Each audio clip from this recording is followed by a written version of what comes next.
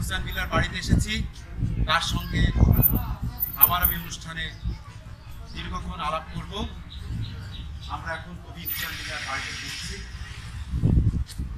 কবি হোসেন বিল্লা কেমন আছেন? আলহামদুলিল্লাহ, ইনশাআল্লাহ। আপনার সাথে আজকে আমরা দীর্ঘ সময় কথা বলবো। এই করোনার মুহূর্তে আমরা আপনাকে আমাদের স্টুডিওতে নিতে পারিনি, এই জন্য আপনার বাসাতে এসেছি। আপনারা কষ্ট করে পর্যন্ত আসার জন্য আন্তরিক চলেন অভিনন্দন। আপনার সাথে কথা বলবো।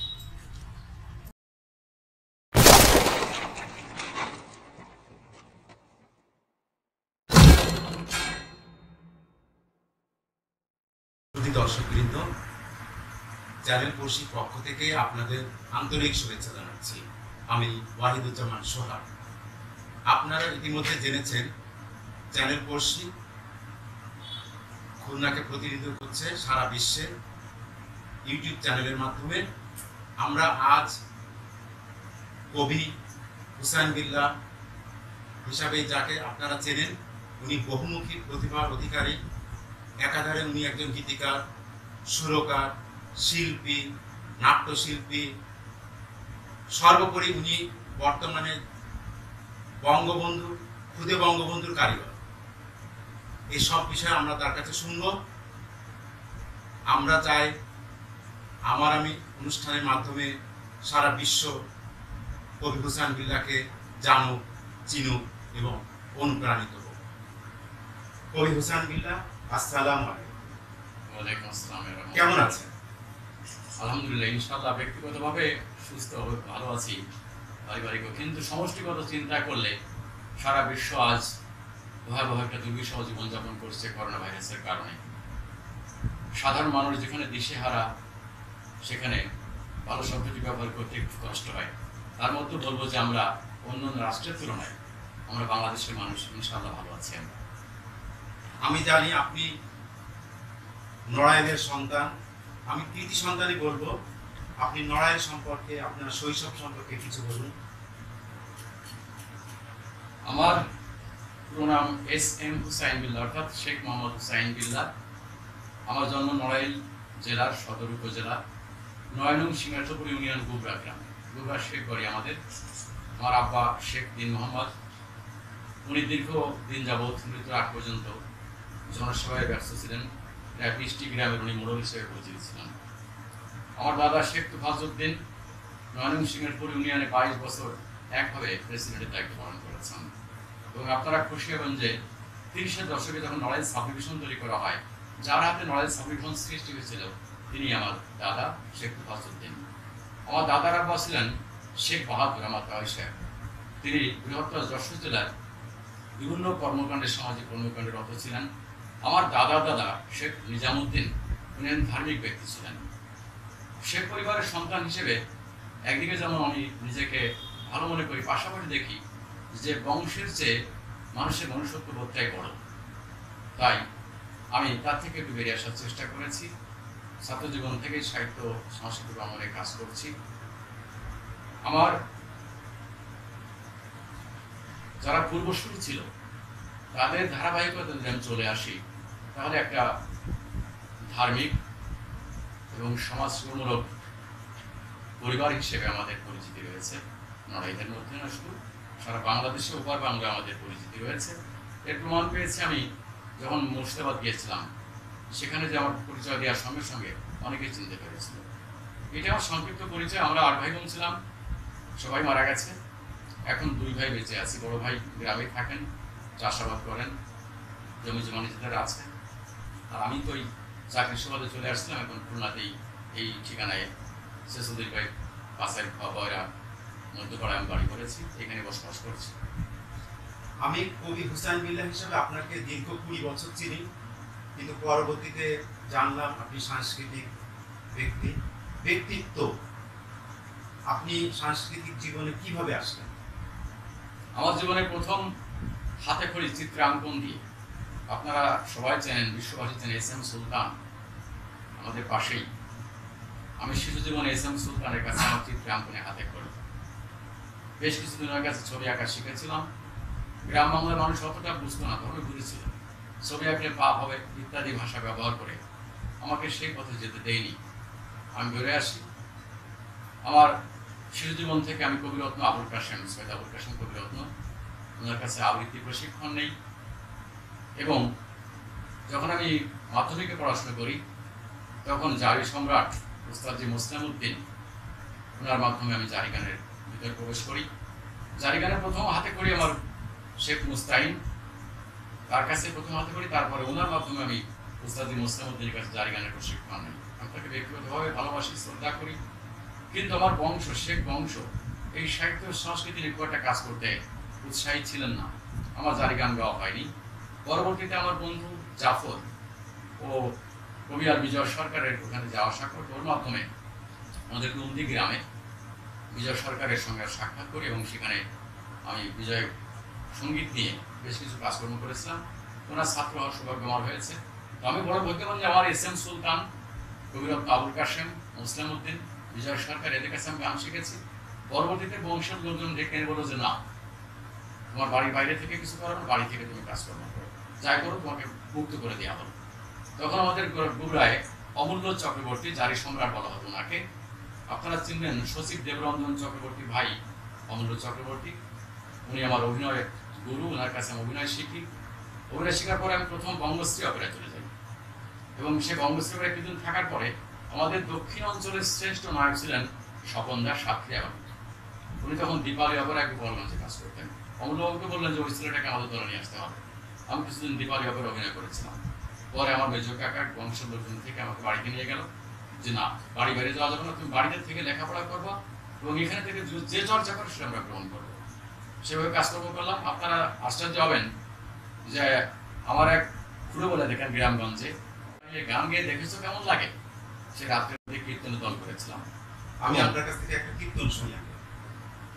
আমি যেমন আমি 2 লাইন বলি যে যেটা নিয়ে আমার প্রথম শুরু হয়েছিল যে নৌকবিলাসটা ভালো গাওয়া হচ্ছে না, তাহলে কেমন গেলে ভালো হতো। যে ওইটা শুনি। মাঝি ভাই, আমরা মথুরাপুর যাবো, একটু পার করে দাও না। পার করে দেবো বললেই তো হয় না, কড়ি দিতে হবে, টাকা দিতে হবে। কত দিতে হবে? 1 টাকা। 1 টাকা মানে 16 আনা। 1 আনা দেবো কড়ি, পার করে দাও তাড়াতাড়ি, যাবো আমরা মথুরার বাজারে, কি মাছি রে, যাবো আমরা মথুরার বাজারে। আমি মাছি একা নাতে পার করি না, আমি মাছি একা না, দিতে হবে 16 আনা, কি সখী রে, দিতে হবে 16 আনা। এমনি করেই আপনার 16 আনা যখন উসুর হয় তখনই রাধাকে পার করে দেয় কৃষ্ণ, অর্থাৎ নৌকোর মাঝি ছিল কৃষ্ণ। আমরা জানি নড়াইলের কৃতি সন্তান মুসলিম বয়াতি, নড়াইলের কৃতি সন্তান বিজয় সরকার, এরকম অজস্র কৃতি সন্তান আছে। আমরা বিজয় সরকারের একটা গান আপনার কাছে শুনি। আমি বিজয় সরকারের সম্পর্কে বলতে গেলে আসলে বুকটা কেঁপে ওঠে। আমরা গ্রাম বাংলা ছেলে, যদি আমার গুরুজি আমি কাকু বলে ডাকতাম, আর অনুষ্ঠানে গেলে গুরুজি বলে ডাকতাম। আমার ভক্ত কেন হলাম? উনি একটা গান লিখেছিলেন, উষা পাখি উড়ে যাবে সজনী একদিন ভাবি নাই মনে। এই গানটা শুনে ওনার ভক্ত হয়ে যায়। পরবর্তীতে আমি গান করি। আমি বিজয় সরকারের গান চর্চা করতে করতে এমন একটা পর্যায়ে চলে গেছিলাম এবং উনি লিখেছেন, এই পৃথিবী যেমন আছে তেমনই ঠিক রবে, সুন্দর পৃথিবী ছেড়ে একদিন চলে যেতে হবে। আমি বললাম না গুরুজি ঠিক বলেন নাই, যেখানে বিজয় থাকে না সেখানে পৃথিবী ওরকম থাকে না। আমি লিখলাম এর বিপরীত ধর্ম। গুরু তুমি চলে গেছো বাজে না মোহন বাসি, মুছে গেছে কবি কুলের সকল মধুর হাসি। আমি গান লিখলাম, অনেক অবাক হয়েছিল ব্যাপারটা কি, যে কি আমরা না, যেখানে বিজয় থাকে না সেখানে পৃথিবী তো আগের মতো থাকে না। আমি বিজয় বাবুকে নিয়ে অনেক গান লিখেছি। মুসলিম বয়াতির সম্পর্কে আমি যখন মুস্তাহিনের সঙ্গে গান বাজনা করি, স্বাধীনতার আগের কথা, তখন নির্বাচন হলো, নৌকা মার্কা নিয়ে বাংলাদেশ আওয়ামী লীগ নির্বাচন করলো। মুস্তাহিন আমাকে বললেন তুমি কি ইলেকশনে গান লিখতে পারবা? আমি 70 সালে ক্লাস 8-এ পড়তাম। আমি পারবো না কেন? আমার খুব ভালো করে মনে আছে, এটা আমি পরবর্তীতে বলবো, বঙ্গবন্ধুর সঙ্গে আমার সম্পর্কের কথা যখন বলবো। আমি তখন এই নির্বাচনী গান, যেমন আপনার ইরিধান যখন দেশে আসছিল তখনকার গান, পরিবার পরিকল্পনা গান, এগুলো লিখতাম, লিখে লিখে বয়াতিতে দিতাম। অর্থাৎ আমার গান মুস্তাকিম ভাই গেয়েছেন, উস্তাদি মোসলেমউদ্দিনও গেয়েছেন। তো আমার সবচেয়ে মোসলেমউদ্দিনের যে গান শুনবেন সেটাই ভালো, কিন্তু আমি সার্বক্ষণিক যে উস্তাদির যে গানটা গেয়ে বেড়াই, অত্যন্ত দুঃখের কথা বলতে হয়, আমার জারি গানটা থেকে চলে না আসলে আজকে তারই ছেলে রওশন প্রিন্সিপাল, সে গান করতেছে, কিন্তু আমার তো শ্রেষ্ঠ বয়াতি দরকার ছিল। জারি গানের অনেক কথা আছে, যেমন একটা বলি, গানটা পরে গাবো না এখনই গাবো? এখনই।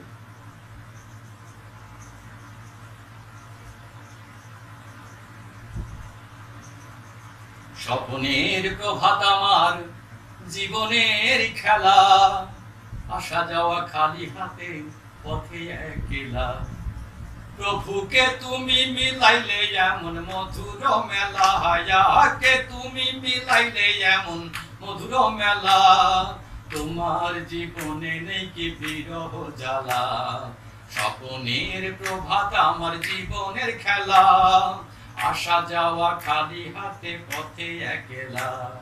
বিখ্যাত গান, অনেক অনেক উস্তাদি বহু গান আমার জানা আছে। আমরা কবি হুসাইন বিল্লাহকে নিয়েই কথা বলি, যেহেতু তাকে আমরা চিনতাম এবং চিনি। আপনার দুটো কবিতা শুনবো এবং আপনার কাব্যগ্রন্থ বেরিয়েছে কিনা, তারপরে সার্বিক কবি সত্তা সম্পর্কে কিছু বলবো। আমার কবি হওয়ার পিছনে একটা মজার কাহিনী আছে। তখন আমি ক্লাস 7-এ পড়ি, অর্থাৎ 7ম শ্রেণীর ছাত্র, বগুড়া পার্বতী বিদ্যাপীঠে। আমার বন্ধুরা ছিল নজরুল ইসলাম, মতিয়ার, কাশেম, আমির হোসেন। প্রতিদিনের ন্যায় আমরা টিফিন ফ্লোরে সবাই খেলাধুলা করে, আমরা 5 জন দাঁড়িয়ে আছি।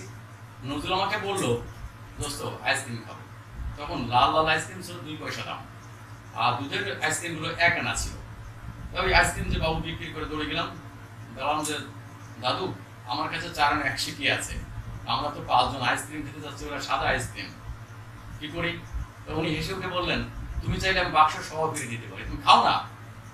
আমি 4 আনার পয়সা দিয়ে 5টা আইসক্রিম খাচ্ছি আর কথা বলছি। হঠাৎ করে ওয়ানম্যানের একটি রেডিও ওই বাক্সের করে রাখা, রেডিওতে আব্দুল আলীমের গান হচ্ছে। আমার বন্ধু নজরুল বললো যে গান কবিতা লেখে রাখে মানুষ না ফেরেশতা। আমি কেন? তো বলছে কি সুন্দর কথা সাজিয়ে লেখে এবং লেখার পরে আবার সেগুলো সুর করে গায়, এ কি মানুষের পক্ষে সম্ভব? আমি রসিকতা তোর একটা ছাগল, মানুষরা কি ফেরেশতা লেখে কাজ নাই, আমি বড় হয়ে তোদের গান কবিতা লিখে দেখাই দেবো। ওরা খুব ব্যঙ্গ বিদ্রুপ করলেন, হাসাহাসি করলেন।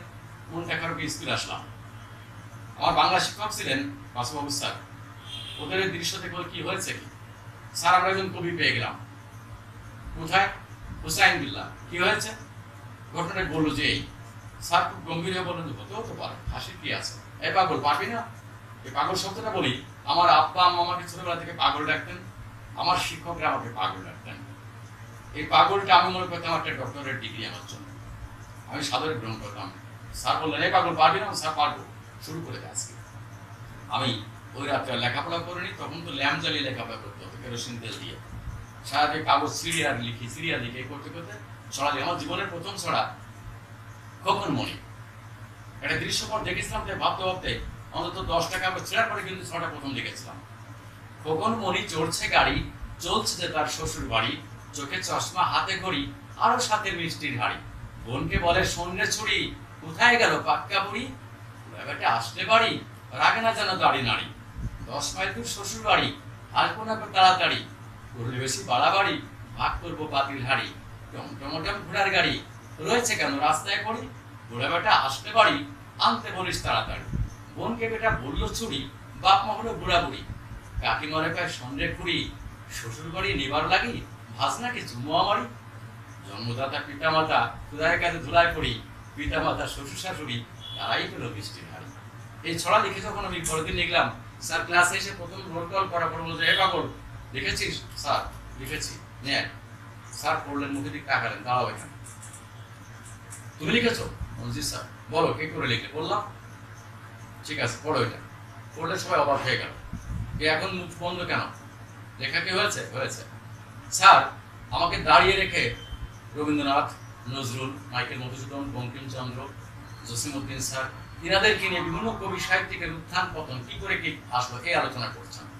আর আমি তার কবিতাগুলো ওইটাই পড়েছি। আরেকটা কবিতা পরে বললো যে আবৃত্তি কর, আমি আবৃত্তি শুনলাম। আমার লেখক জীবনের শুরু ওই ছড়া দিয়ে। আর একটা কথা আপনাদের বলবো, আমি এক সময় মোংলায় ছিলাম, তখন রুদ্র মোহাম্মদ শহীদুল্লাহ, নিরোদ স্যার, এরকম আমরা 10-12 জন প্রায় সাহিত্য আড্ডা দিতাম। তো একদিন মাইকেল মধুসূদনের এই সনেট কবিতা নিয়ে বিতর্ক হলো। তো রুদ্র বললো, ও একটা ঝামেলার কাজ, এই ছন্দ বন্ধ ভালো লাগে না, আধুনিকভাবে লিখবো এটাই সহজ। তাও চেষ্টা করে তুমিও পারো। ওর পাত্তাই দিল না। নিরোদ স্যার আমাকে বললেন, ওই মোংলা গার্লস হাই স্কুলের প্রধান শিক্ষক সেনিয়র বাবু, তো উনি বললেন, ওই ভাই দেখেন একটু। আমি বললাম যে রুদ্র, আমি লিখবো 14টা কবি, 14 জন কবির নাম উল্লেখ করে 14 লাইনে কবিতা শেষ করবো এবং 14 অক্ষরে লাইন শেষ করবো। হয়তো মাত্রা মাইকেল মধুসূদন থেকে কিছুটা দূরে আসতে পারে। ও বলেন, আমি লিখলাম কবির কাব্য। ব্যথার সাগরে ভাসে কবি নজরুল, আধারে জাগলো রবি নয় শত ভুল। পল্লীর শ্রেষ্ঠ কবি ছিল সে জসিম, সীমার বাহিরে ছিল বঙ্কিম অসীম। মাইকেল গেছে লিখে সনেট কবিতা, বেগম সুফিয়া কামাল বাংলা মাতা। লুৎফর রহমান চির সম্মানী, ইকবাল চিরকাল ছিল অতি গুণী। বিষাদ সিন্ধু মাঝে বীর মুশাররফ, লালন জন্মিল বক্ষে নিয়ে অভিশাপ। শরৎ ভারত বুকে সাহিত্য রতন, কবির জনম কাটে না পেয়ে যতন। সমাজ সংস্কারে আমি সামাজিক, সুকান্ত জানতো ভালো কাশেম অধিক। নীরদবাবু মাথায় হাত দিলেন, কি হলো? 14 জন লেখকের নাম আসলো, 14 লাইনে কবিতা শেষ করলাম 14 অক্ষরে। তখন বললো যে না, এটা হবে না। বলছে যে আপনার বাড়িতে নড়াইলে চিত্রা নদী পড়ে, আপনি নদী নিয়ে লেখেন। আমাদের মাইকেল মধুসূদন কপোতাক্ষ নদ লিখেছে পুংলিঙ্গ বাবাকে নিয়ে, তার উদ্দেশ্য। তাহলে চিত্রা নদী আমার মা, মায়ের তো নয়, সে ভয় থেকে দেখলি লেখো। শুরু করলাম, চিত্রা। চিত্রা তুমি যে আমার মায়ের সমান, তোমার মাঝে আমার সকল সন্ধান। আঁকা বাঁকা ধরে পথ গেছো তুমি বয়ে, কত বৃক্ষ বক্ষে তবু আছে মাথা নুয়ে। ফোটাও সকল মুখে মাগো তুমি হাসি, তাই তো তোমাকে মোরা এত ভালোবাসি। আছে দুগ্ধ সমতব বক্ষে কত জল, সূর্যের ঝলকে জল করে ছল ছল।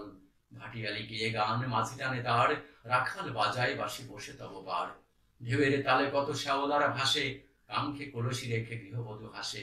সোনার গায়ের ছেলে হই আমি যদি, মায়ের সমান থেকেও তুমি চিত্রা নদী। এই লেখক জীবনটা শুরু এইভাবে আর কি।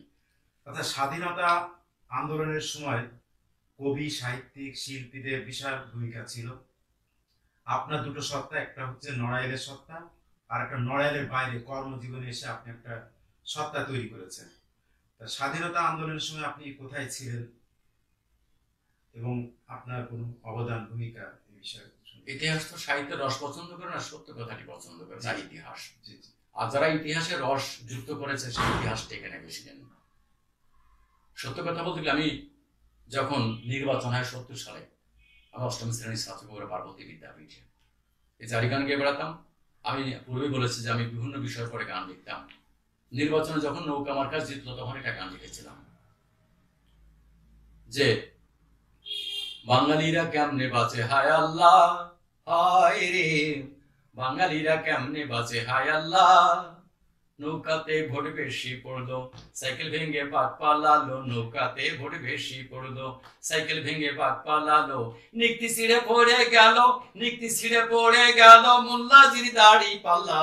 বাঙালিরা কেমনে বাঁচে হায় আল্লাহ, হায় রে বাঙালিরা কেমনে বাঁচে হায় আল্লাহ। এই গানটি মুস্তাইন ভাই, আলতাফ বয়াতি, আকরাম বয়াতি অনেকে এই গানটি করেছে।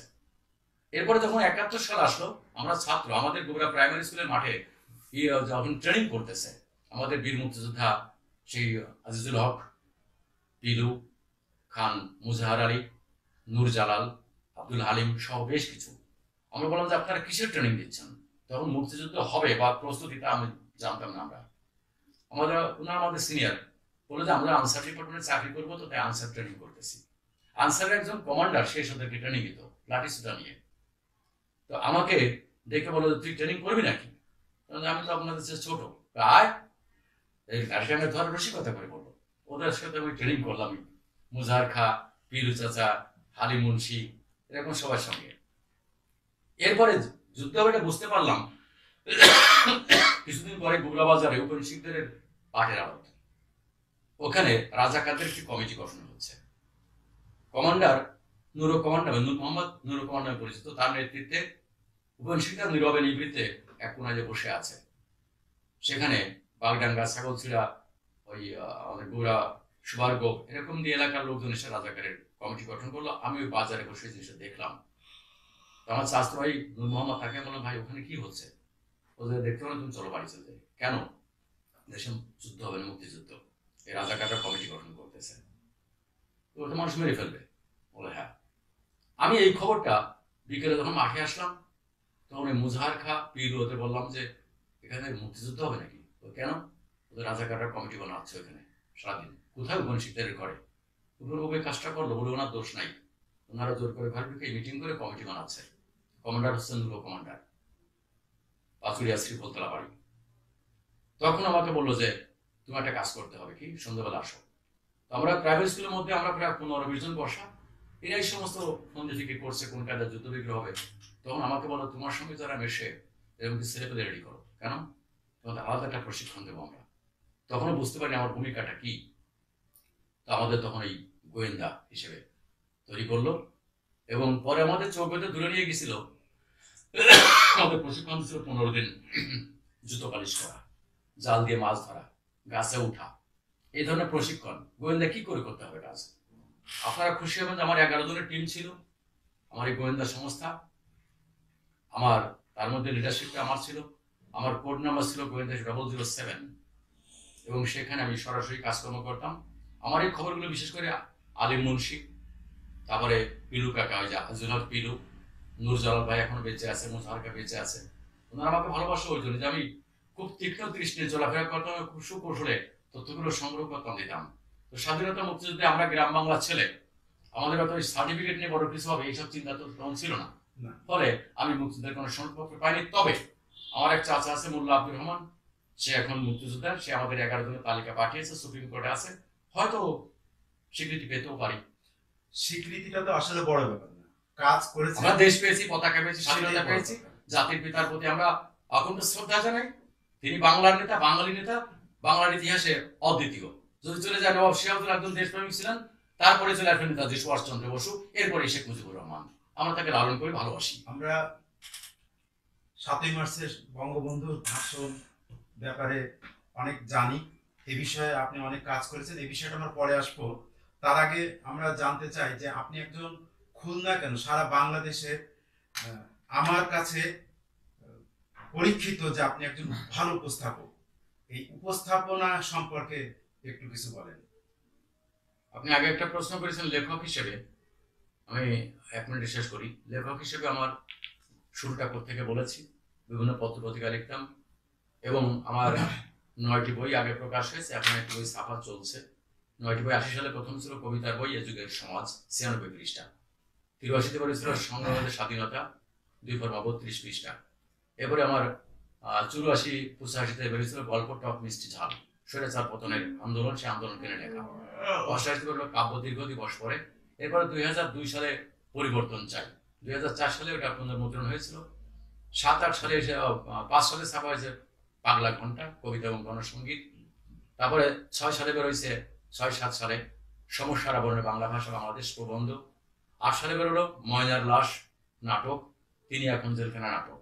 আর এখন ছাপা হচ্ছে 14-15 সালে এই দেশে যে ঘটনাগুলো ঘটে গেছে, রেললাইন উপড়ে ফেলা, বাসে আগুন লাগানো, এই সমস্ত কুরুক্ষেত্রকে নিয়ে লেখা আমার একটি কবিতার বই ভণ্ডের তাণ্ডবলীলা, বইটি ছাপা হচ্ছে। আর শিশুদের জন্য আমি যে লিখেছি 2টো বই, একটি আছে শিশুদের পথের আলো, একটি শিশু জাগরণ। এবং আপনারা জেনে খুশি হবেন, আমি আল্লাহর প্রতি আনুগত্যতা স্বীকার করে বলছি, ঈশ্বরচন্দ্র বিদ্যাসাগর চলে যাওয়ার পরে বর্ণ নিয়ে খেলা করেছে বাংলা সাহিত্যে, এমনটি আমার চোখে পড়েনি। সেই কাজটা আমি করেছি, যে 50টি বর্ণকে কেন্দ্র করে আমি স্বরবর্ণ 11টিকে নিয়ে একটি কবিতা লিখেছি 10 লাইনের, এবং 39টি ব্যঞ্জনবর্ণকে নিয়ে 34 লাইনের কবিতা। এটা কেন লিখলাম? যে এখন শিক্ষকরাই শুদ্ধ উচ্চারণ করে পড়াতে পারে না, সাধারণ ছেলে মেয়ে কি করবে? বাংলা ভাষা উল্টো পাল্টে যাচ্ছে। বাংলা একাডেমি বর্তমানে যা করছে, আমার সাথে মতের কিছুটা অমিল রয়েছে, আমি ওটাকে পছন্দ করি না। আমি আমার ঈশ্বরচন্দ্র বিদ্যাসাগর থেকে যে ভাষাগুলো শিখেছিলাম সেখানে আমার সাহিত্য চর্চা করি। এটা হচ্ছে আমার লেখক জীবনের কথা বলবো। আর দ্বিতীয় যে প্রশ্ন করেছেন যে উপস্থাপক, আমার খুব কষ্ট হয়, খুব কষ্ট পাই। বাংলাদেশ বেতার এবং টেলিভিশনে যারা উপস্থাপনা করছেন তারা শুদ্ধ উচ্চারণ নাই, বাড়িকে বাড়ি বলে, ঘোড়াকে ঘোড়া বলে। আর তারা যে আসলে কি করছে, এখানে আমি তাদের দোষ দিব না। যারা জুরি বোর্ড ছিল, বিচারক যারা অডিশন নিয়েছে, সেই সমস্ত ব্যক্তি তারাই জানে কিনা আমার সন্দেহ আছে। কারণ তারা শুদ্ধ উচ্চারণ কি উপস্থাপনা করবে, আগে জানতে হবে যে উপস্থাপনা কি এবং কেন। আপনি প্রথম চলে আসেন যে ক বয়সী কবি, এই কবি শব্দের অর্থ কি, এবার আসেন কবি কে, তারপর আসেন কবিতা, এই কবিতা শব্দের অর্থ কি, কবিতা লিখতে গেলে কবিকে কি জানতে হয়। তারপর আসেন উপস্থাপনা, উপস্থাপক কে, উপস্থাপক উপযুক্ত স্থাপক। ধরেন মহামান্য রাষ্ট্রপতি এখানে আসবে, এই মহামান্য রাষ্ট্রপতির অনুষ্ঠানটা আপনি পরিচালনা করছেন, উপস্থাপন করছেন। এখন বলবেন যে এখন বক্তব্য রাখবেন মহামান্য রাষ্ট্রপতি গণপ্রজাতন্ত্রী বাংলাদেশ জনাব আব্দুল হামিদ, এই কথাটি বলা আছে উপস্থাপন, আর বক্তব্য স্থাপন করবেন কিন্তু উনি। তাই সেই জায়গাটা যেতে হলে তাকে প্রথমে শিখতে হবে শুদ্ধ উচ্চারণ, প্রথম কাজ। তারপর স্ক্রিপ্ট তৈরি করা, অনুষ্ঠান সূচি তৈরি করা, তারপরে সেই স্থানকাল পাত্রভেদে অনুষ্ঠান কত প্রকার কি কি এটা জানতে হবে। আমরা সাধারণত অনুষ্ঠানটাকে 5টা ভাগে বিভক্ত করি। একটি আছে ভিভিআইপি, যেখানে মহামান্য রাষ্ট্রপতি থাকেন, ভিভিআইপি বলি আমরা। এবারে ভিআইপি অর্থাৎ প্রধানমন্ত্রী, মন্ত্রী পরিষদ সদস্য বা সংসদ সদস্য, এটা ভিআইপি প্রোগ্রাম হয়। তারপরে আসে যে পলিটিক্যাল রাজনৈতিক কোন অনুষ্ঠান, এবার আছে সোশ্যাল সামাজিক কোন অনুষ্ঠান, তারপরে আসে কালচারাল। এখন এই অনুষ্ঠানটাকে 3 ভাগে বিভক্ত করে ফেলতে হয়। এই যে 15টা বিষয় গেল, এইটা না জানা পর্যন্ত যদি কেউ উপস্থাপনা করে, সে সঠিক তার উপস্থাপনা হবে না এবং সে উপস্থাপক হিসেবে গণ্য হওয়া সম্ভব না। আমরা জানি আপনি টিএনটিতে দীর্ঘদিন চাকরি করেছেন এবং বর্তমানে অবসর নিয়েছেন। এই বিষয়ে আপনার কর্মজীবন সম্পর্কে কিছু বলেন। আমি যখন ট্রেনিং ডিপার্টমেন্টে এসেছি তখন আমার আশার কথা ছিল না। আমার আব্বা আমার শখ ছিল আমার অনেক বড় ডিগ্রি একটা লাভ করবো, আমি হয়তো আমি কোনো কলেজের শিক্ষক হবো, ভালো একজন উকিল হবো। অর্থাৎ ছোটবেলা থেকে আমি খুব ছট করেছিলাম, কথা উত্তরে আমার প্রস্তুত থাকতো। তো আমার গ্রামের একজন সৈয়দ বাড়ি সৈয়দ ইমতাজ আলী বলছিল, দাদু গ্রাম বাংলা বলে পেট পুষা নাবি কাটারি, এই ছোটটা কি করবেন? বলে ও যেমন ছটপটে আছে, হয় বড় হয়ে একজন উকিল হবে, না কলেজের শিক্ষক হবে। আমার আব্বা মারা যাওয়ার পরে আমার দুর্ভাগ্য, আমাকে অভিভাবকহীন অবস্থায় মানুষ হতে হয়েছে। তাই সেই কলেজের শিক্ষকতা বা সে ওকালতি করা আমার ভাগ্যে জোটে নাই। আমি চাকরি জীবনে আসছি অনাকাঙ্ক্ষিতভাবে, অযাচিতভাবে, আমার চাকরি করার কথা ছিল না। আমি যখন চাকরিতে ঢুকলাম তখন ডিপার্টমেন্টের লোক ভর্তি করছিলেন, আমাকে অস্থায়ী ভিত্তিতে প্রথম রাখা হয়েছিল এবং এই রাখা অবস্থায় আমি টেকনিক্যাল কাজকর্ম শেখার চেষ্টা করি। 1982 28 ডিসেম্বর আমি চাকরি পাই এবং চাকরি পাওয়ার পরে আমি ডিপার্টমেন্টাল প্রশিক্ষণ মেকানিক্যাল কোর্স আমি 6 মাস সময় 2টো কোর্স কমপ্লিট করি। এবারে 1.5 বছরের বুনিয়াদী কোর্স কমপ্লিট করি, যেটা ডিপ্লোমা কোর্স বলা হয়। এই করে আমি চাকরি করেছি। আমি 1982 28 ডিসেম্বর থেকে শুরু করে 2015 সালে মার্চ মাসে এসে আমি পিয়ারে লেগেছি এবং 16 সালে আমি অবসর গ্রহণ করেছি। আপনার শিক্ষা জীবন সম্পর্কে? আমার শিক্ষা জীবন অত্যন্ত ক্ষীণ বলবো। আমি প্রাইমারি স্কুলে এসে মানে 5 পাস করেছি গুবরায়, এবারে এসএসসি আমার নড়াইল পার্বতী বিদ্যাপীঠ, ইন্টারমিডিয়েট যখন পড়ি তখন তো আমার অবস্থা করুণ ছিল সে বললাম। এবারে ডিগ্রি লাভ করা আমার হয়নি, আমার উচ্চতর ডিগ্রি নেই। এই যে ইন্টারমিডিয়েট পরে যে ডিপ্লোমা কোর্স বা ডিপার্টমেন্টাল যে বুনিয়াদী কোর্স, এগুলোর পাশাপাশি আমি 4টে কোর্স কমপ্লিট করেছি জাতীয় এবং আন্তর্জাতিক পর্যায়ে। একটি আছে আইআরআই কোর্স আমি কমপ্লিট করেছিলাম, সিআই কমিউনিকেশনস ইন্টারন্যাশনাল এটা আমি কমপ্লিট করেছিলাম, PTTI postal telephone and telegraphs international এটা কমপ্লিট করেছিলাম এবং পরবর্তীতে আমি ইউএনআই ইউনিয়ন নেটওয়ার্ক ইন্টারন্যাশনাল, এই ইউনিয়ন নেটওয়ার্ক ইন্টারন্যাশনাল এটা সরাসরি জেনেভা থেকে পরিচালিত হয়। আমি কমপ্লিট করেছি। আমি নেপাল গিয়েছি, শ্রীলঙ্কা গিয়েছি এবং দিল্লি গিয়েছি, ভারতে গিয়েছি। আমি এগুলো প্রশিক্ষণ এবং আন্তর্জাতিক পর্যায়ে আমি সেমিনারে অংশগ্রহণ করেছি। প্রাতিষ্ঠানিক শিক্ষা থেকেও এগুলোর একটা বড় আমার কাছে সার্টিফিকেটের মূল্য, একটা মাস্টার্স বা ডক্টরেট বড় আকারের একটা সার্টিফিকেট লাগে বড় একটা চাকরি পাওয়ার জন্য। মানুষ হওয়ার জন্য কোনো সার্টিফিকেট লাগে না। তাহলে আমি যাদেরকে শ্রদ্ধা করি, আমার জীবনের মোড় ঘুরিয়েছেন ডাক্তার লুৎফর রহমান, অত বড় ডক্টরেট ছিলেন না উনি। আমার আদর্শবান মানুষ হওয়ার জন্য যিনি আমাকে সহযোগিতা দিয়েছেন তিনি হচ্ছেন ডাক্তার লুৎফর রহমান। আমাকে আধ্যাত্মিকতা নিয়ে গেছেন হাসান রাজা লালন শাহ, ডক্টর ছিল না। আমি যে কবিকে নিয়ে আমার ছাত্র জীবন শুরু, কাজী নজরুল ইসলাম, তিনি তো বিরাট ডিগ্রি ছিলেন না, কিন্তু তাকে নিয়ে আজকে ডক্টরেট হচ্ছে। অতএব ভালো চাকরি করতে গেলে ভালো সার্টিফিকেট লাগে। সম্পর্কে শুনলাম, শিক্ষা জীবন সম্পর্কে শুনেছি, ছেলের কথা শুনেছি, মেয়ের কথা শুনেছি, কিন্তু একজন পাগল স্বামীর কথা স্ত্রীর কথা শুনিনি, যার মানে প্রেরণায় আপনি আজকে এখানে দাঁড়িয়ে আছেন, তার সম্পর্কে কিছু বলুন। খুবই সংক্ষিপ্ত। আমার বিয়ে হয়েছে আমারই নাম? স্যারের মেয়ের সঙ্গে। আমার স্যার ছিলেন ইঞ্জিনিয়ার শেখ রুহুল আমিন। তার মেয়ে বিয়ে করার যোগ্যতা আমার নাই বা ছিল না, তারপরে হয়ে গেল। তো বৈবাহিক জীবনে সত্যি আমার মতো পাগল এত সুন্দর স্ত্রী পাওয়াটা কঠিন ব্যাপার, কিন্তু আমি পেয়েছি। আমার ছেলে মেয়েকে মানুষ করার জন্য তার যে অনুপ্রেরণা, তার হাতে সবকিছু সৃষ্টি হয়েছে। আর লেখক জীবনে যে তার সহযোগিতা না পেতাম, আমি লেখক হতে পারতাম না। আমি তার প্রতি কৃতজ্ঞ। সেটা হলো যে খুলনা সাংস্কৃতিক অঙ্গন সম্পর্কে আপনি জানেন, এখানকার পরিবেশ সম্পর্কে জানেন, পরিস্থিতি সম্পর্কে জানেন। আর একটা ব্যাপার হলো, খুলনাতে আমরা দীর্ঘদিন ধরে একটা দাবি করছি, সেটা হচ্ছে দাবির সূত্রপাত হচ্ছে আমাদের চ্যানেল পড়শির কর্ণধার SM শের আলী শেরবার, যে খুলনাতে একটা কবি সাহিত্যিকদের মাথা গোঁজার ঠাঁই দরকার, সাহিত্য ভবন দরকার। এই বিষয়ে আপনি কিছু বলেন। আপনার এই উত্তরে যাওয়ার আগে আমি এক মিনিট শেষ করতে চাই যে খুদে বঙ্গবন্ধু, এই বিষয়টা উত্তর মনে হয় আমি দেইনি, সেটা আমি পরে শুনবো। পরে শুনুন। তাহলে আমি সাহিত্য সংস্কৃতি খুলনা নিয়ে আমি যে কথা বলবো, উস্তাদ মোসলামউদ্দিন গান লিখেছিলেন, কে কারে করবে ভালো আপনি ভালো না হইলে, ও যার স্বভাব যেমন কর্ম তেমন ময়লা যায় না কয়লা ধুলে, ও যার স্বভাব যেমন কর্ম তেমন ময়লা যায় না কয়লা ধুলে, কে কারে করবে ভালো আপনি ভালো না হইলে, কে কারে। গানটা উস্তাদ গেয়েছেন বহুবার। জি জি। তো আমার কথা যে পৃথিবীতে একটি জাতি, একটি গোষ্ঠী আছে যারা মানুষ খুন করে নাই। সে হচ্ছে কবি, সাহিত্যিক, শিল্পী, বিজ্ঞানী, গবেষক, যারা মুক্ত চিন্তার মানুষ। এরা মানুষ খুন করে না। অর্থাৎ দেশ ও জাতির কল্যাণে কবি, সাহিত্যিক, শিল্পী, সাংবাদিক, এদের বিকল্প কিছু নাই। ব্যক্তিগত কেউ অসদাচরণে জড়িয়ে পড়তে পারে তার পরিবেশগত কারণে, তার জন্য গোষ্ঠী দায়ী না।